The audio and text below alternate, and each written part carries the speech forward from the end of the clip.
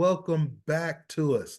They have not taken us off the airways yet, so PacificSoc Today is back.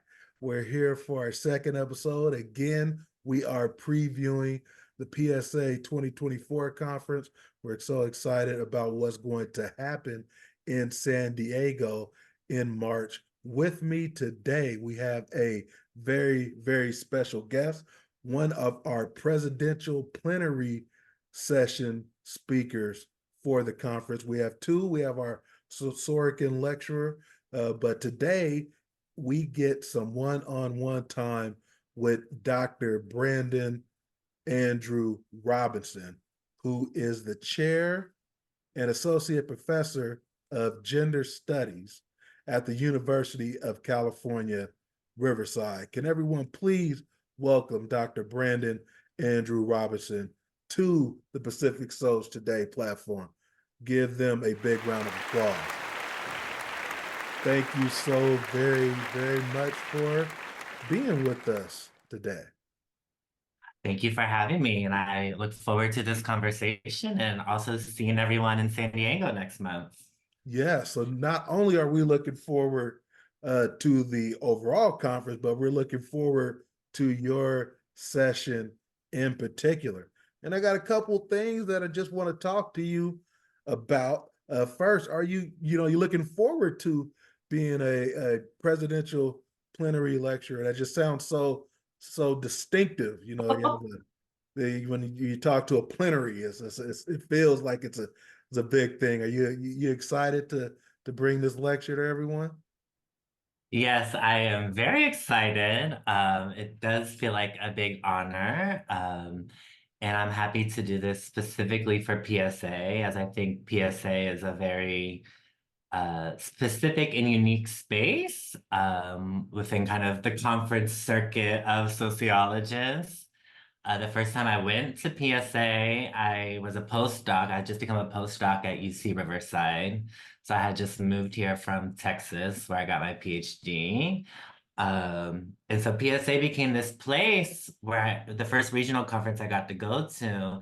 And it was so different than ASA, because ASA is huge. And there's, 6,000 people at ASA. And oftentimes it's more of the elite people who have resources to go there. And then I came to PSA and it was a very different space. A lot of people who are at community colleges or more regional kind of like CSUs here in California. And it was really nice to engage with those scholars who are doing great research that I think sometimes gets overlooked by the elite universities, but who also really care about teaching and pedagogy, which I think came through to me as an important aspect of conversations that happen at PSA. And so now it's great. Now, many years later in my career as, a chair with tenure, to still be coming to PSA and to now be giving this talk to all of the amazing people who are going to be there. All right. And I know this wasn't kind of on our agenda, but as you talk about that process, one, we have some very, very cool teaching sociology panels at our conference. So please feel free to check some of those out, anyone who is listening. But you talked about, now that you're kind of in the tenure part of your career, how is that process for you, going from this, postdoc student to moving up into the ranks, so to speak? How's been that process for you in that this part of your professional and academic journey? Yeah, I mean, it's been great. Obviously, job security is a huge perk for those of us who are fortunate to get a tenure track job and get tenure. But I think, it partly also changes going to conferences. I think before tenure, you're always kind of in your head, and well, maybe just me, I'm very type A, so I was very anxious, and like, I feel like I had this pressure to always kind of have to meet people and network. And now on the other side, it's really chill. I get to like now meet up with grad students and other colleagues and just like go to coffee and chat. and I feel like I get to engage with people very differently. That is much more not anxiety ridden for me. So it's been nice. And it's just wonderful. I mean, on this, I guess this side of my career, it's just nice to kind of get to especially meet grad students who are kind of doing the new work in sociology and see what they're up to and make those connections. Great. A lot of my background was in business, so I went for my master's was in the business. My undergrad and master's were in business, but my focus has always felt that business was a social science, and so a lot of my work centered around social entrepreneurship.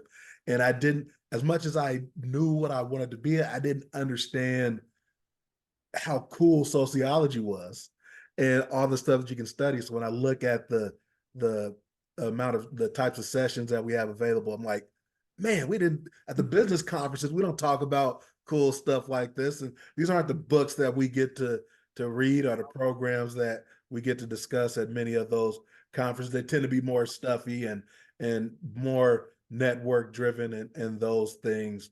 It's all about instead of a time of learning and engagement is, oh, what can I get out of this person when I make that connection?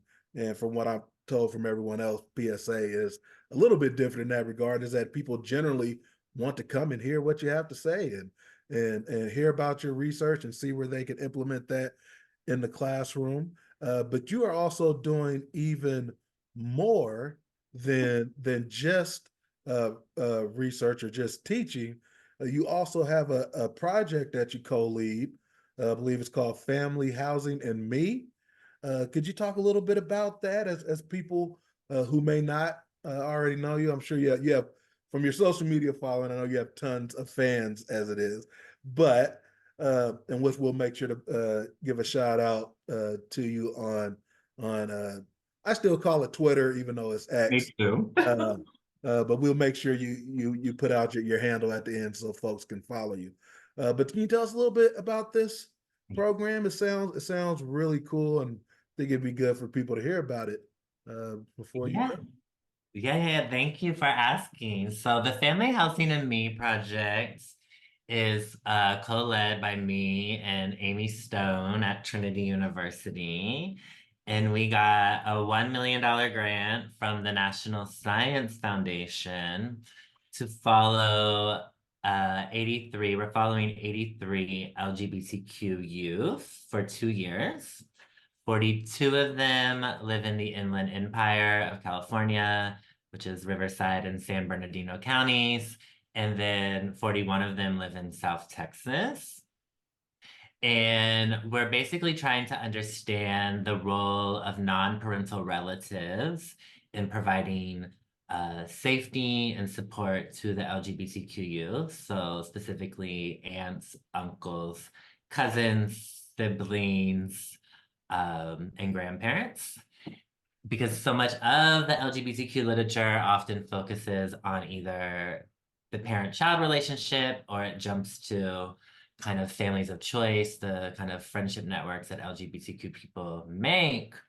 And yet there's this host of kind of extended kin that we often don't study that are very important in these youth's lives.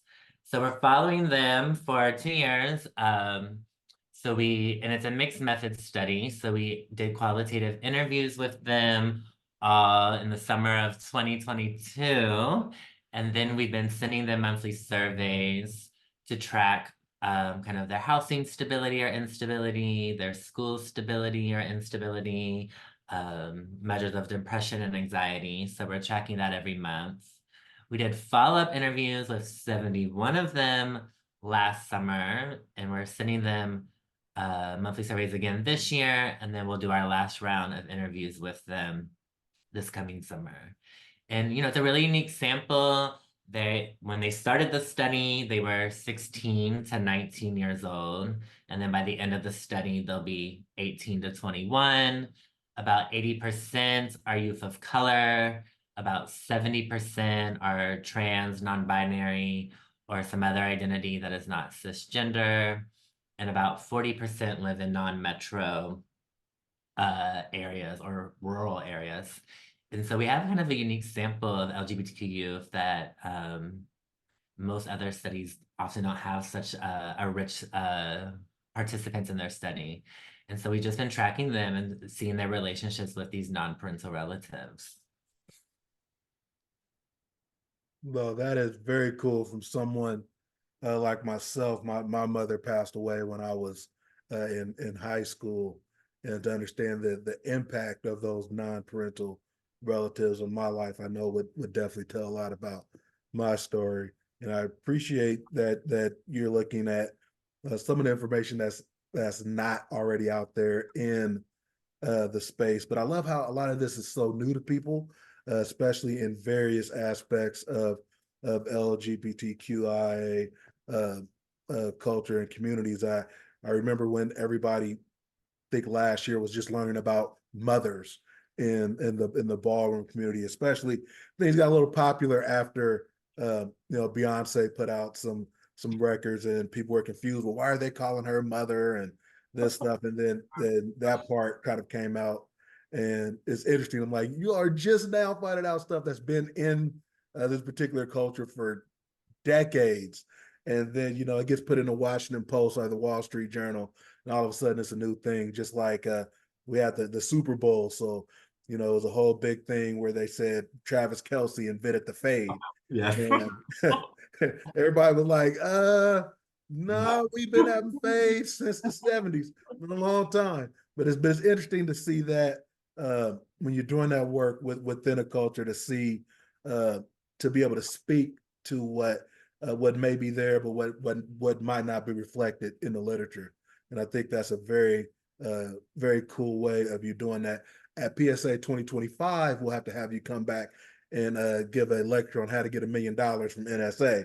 That will be that's not on the docket today. So if people are coming to your lecture, it's not going to be on how to get $1 million. We'll save that for PSA 2025 in San Yeah. Francisco. But your title of your session, you generously shared that with us before, is going to be Beyond the Parent-Child Tie, the Queer Responsibilities of Non-Parental Relatives, which is right on target of the project that you are leading, which is why I thought it'd be really cool to preview that work beforehand. But without giving away the entire presentation, what can folks expect when they come to your session? And I know everybody's looking forward to coming to it. Yes, so my talk will be based on the Family Housing and Me project, which is probably not surprising. Um, and to not give it all away, the talk is going to be about why does sociology often over focus on the parent-child tie when we study the family?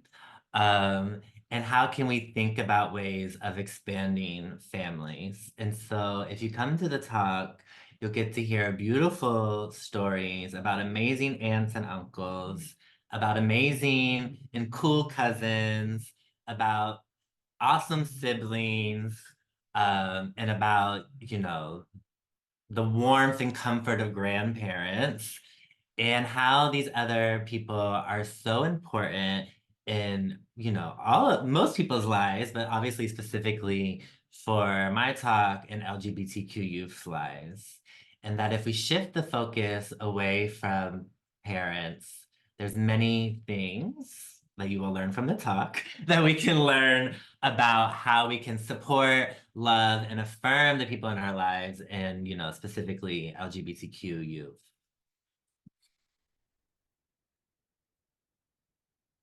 Wow, that is fantastic.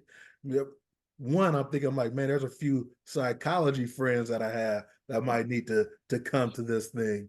But there's and even though I talked about mother in terms of the ballroom community, but one thing I did find interesting, especially with that, is not only is there uh, an overemphasis on the parent dynamic. There's always it's always parent towards child. It's not the other way around.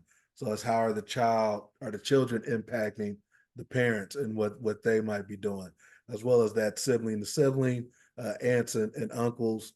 Those we are formed more than just that one tie. And it's interesting because that falls in line with our theme, kind of the ties that bind. So this I think this is going to be fantastic. So I think everybody should already uh what are you on Saturday at 12:30 already, to just go ahead and bookmark that. I want to ask you more about it, but I don't want you to give it all away. So I am not. I'm gonna save some of my follow-ups because I really want people to come, and if they do have any questions, to already start to be prepared. At uh, they can look at a variety of things, but not only are you uh, in charge of a program, not only are you the chair of a program, a tenured professor, you're also a published author, and you have you have one book. You have one book I know that's out, that coming out to the streets, the LGBT youth experiencing homelessness, and then you also co-authored Race and Sexuality. So like you when people ask about stuff, like you can literally say, I wrote the book on race and sexuality. So it's like, it's like, man, it's like, not only did I write a book, I wrote the book. It's the book that when they have the class, you got to read your book. But not only that, you have another one coming out here soon. And I believe it is called, uh, I know you have another one coming out. Do you have the title of it just yet? Yeah, so it's tentatively titled Pleasurable Possibilities on Gender Liberation and Other Trans Desires. Okay. One, when can we get this book? Because I know right now, if I went on any of my favorite platforms, I'm not gonna, until they decide to advertise with PacificSoc Today. We're not gonna give them, that much free love today. But any of your favorite book platforms, I can go get your other books that are available. When can we expect this one to come out? And what's a little bit that we can expect when it does come out? Yes, so it is officially, I guess a couple weeks ago, under contract with University of California Press. Um, Hopefully it comes out in 2026. I'm working on it now. But writing takes time, and then post-production, once you're done, takes normally 9 months. Once you finish the manuscript for it to come, be on sale. What is it about? So that book is based on 48 interviews with trans women and trans femmes about their dating, hookup, and sex lives. So a lot of work on trans people often comes from kind of a medicalized lens and or kind of a more identity lens or a social movement lens, that we don't actually know a lot of much about kind of how trans people just navigate, dating and hookup apps, navigate going on dates, navigate, having sex.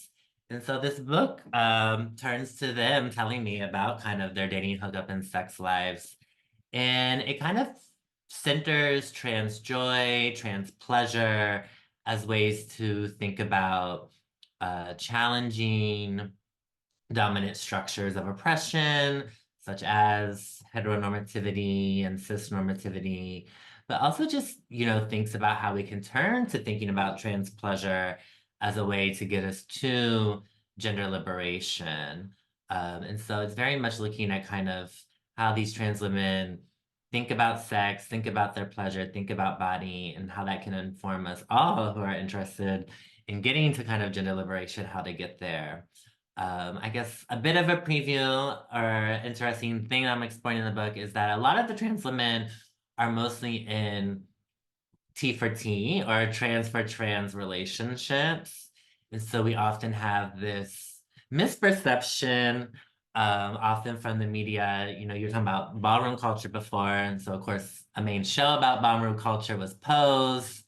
And most of the trans women on that show are dating, cisgender men. And almost anytime we see trans women in the media, they're normally dating cisgender men. And then every now and then we might get them dating cisgender women, such as the show Since Eight had a white trans woman with a black cis woman. Um, but a lot of trans people are actually not dating cis people and are definitely not dating cis men. They're actually dating each other. And so I'm exploring kind of what can we learn about gender and sexuality through trans for trans relationships and through trans for trans dating practices and through trans for trans kind of sexual practices, and how that can rethink how we think about, sex, gender, sexuality, dating, relationships, and, other possibilities. Well, that seems, man, there are just so, you were just talking and I had about 18 questions and I'm like, I know I only have you for a fixed amount of time, but there's so many. One, I'm looking forward to the book. I think that's going to be fantastic.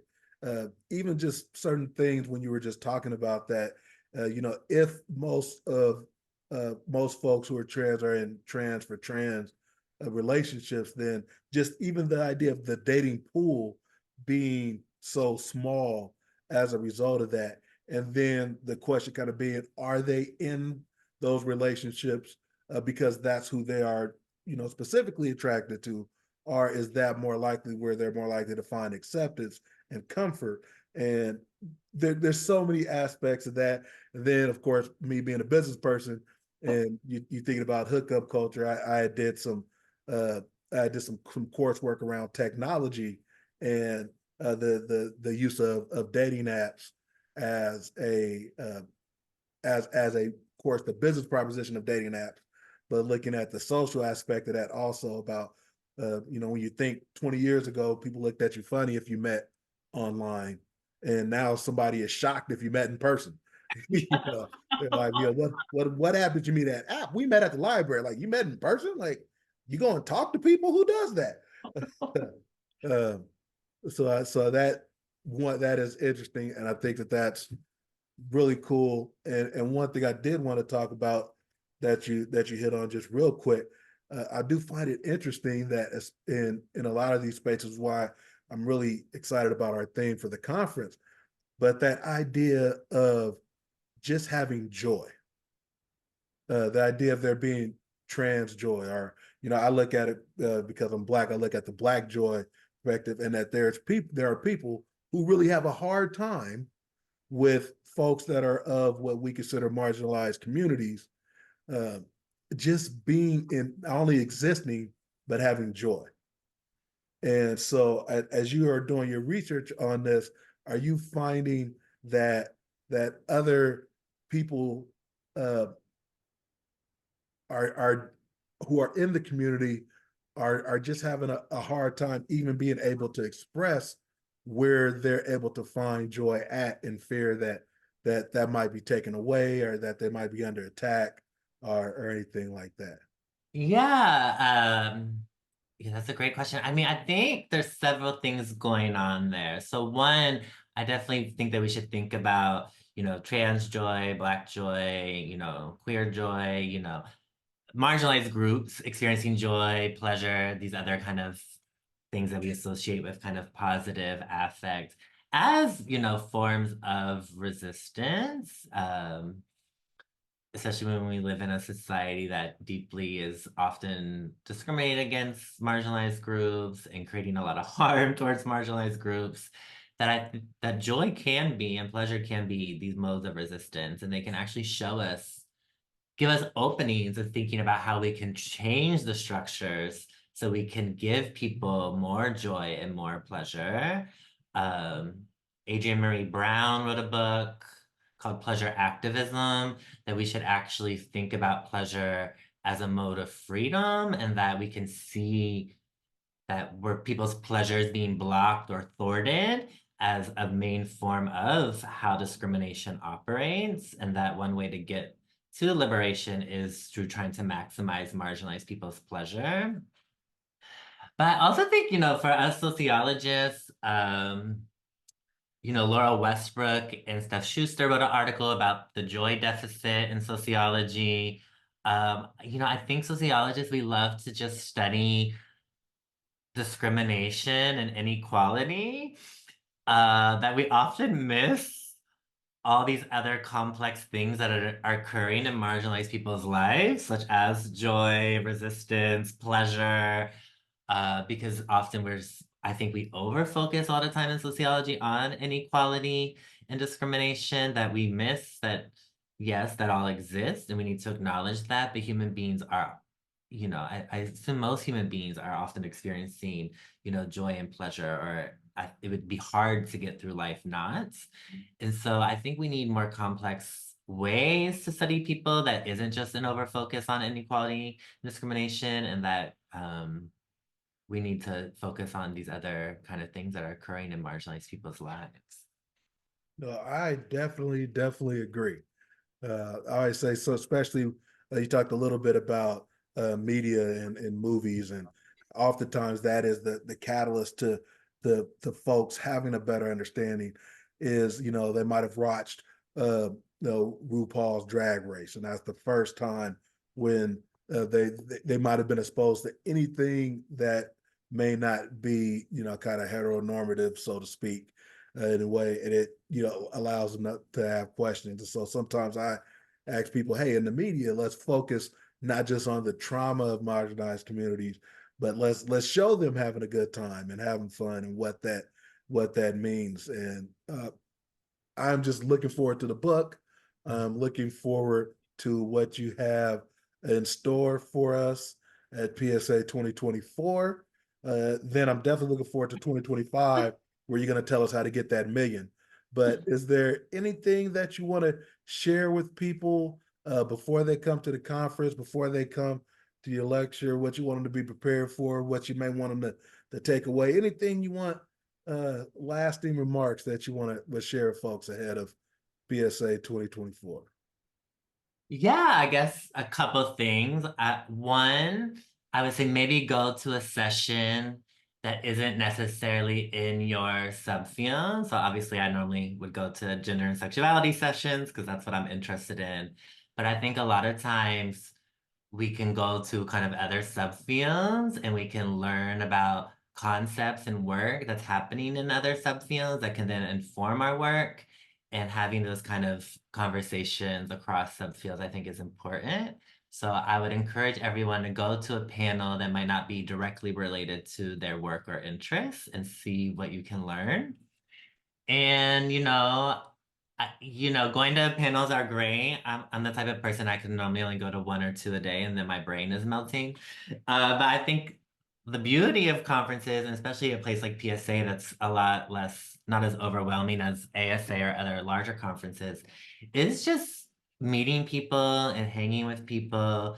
And so I encourage people to just go through the program, and if you see people on there that you've always wanted to meet, just email them and be like, hey, are you free to get a coffee? I would love to talk to you about your work and get to know you. If you're interested in meeting me, I love getting coffee, so feel free to email me.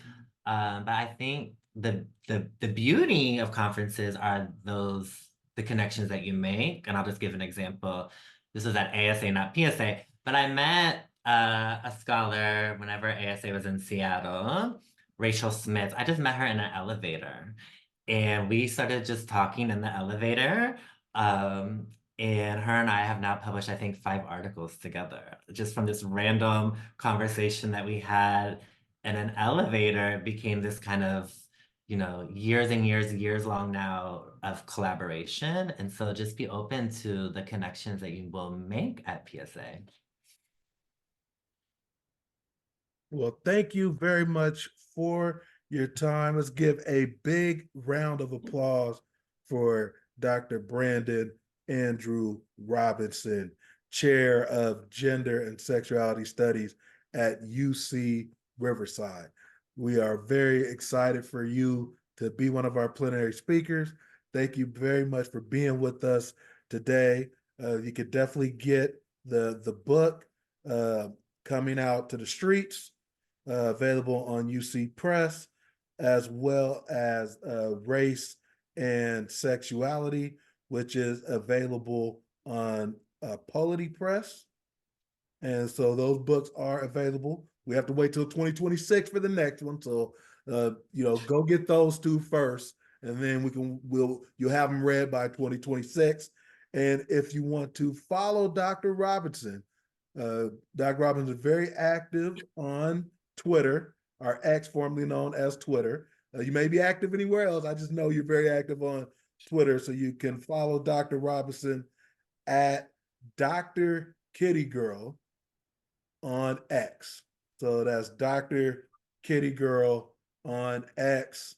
And you're active on any other ones? Are you on Insta? Twitter is my main. I'm No. going down with that ship. So until it fully sinks, I'm on board.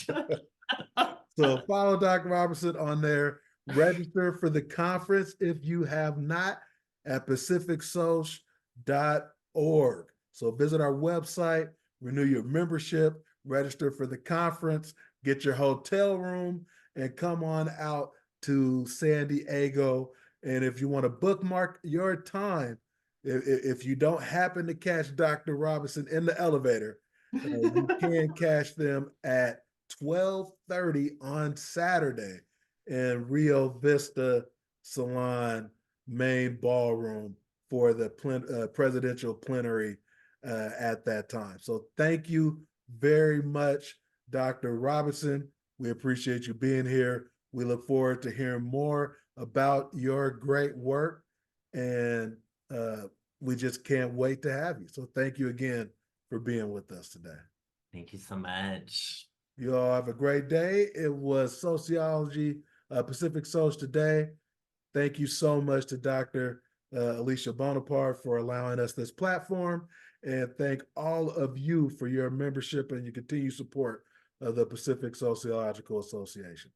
Thank you and have a great day.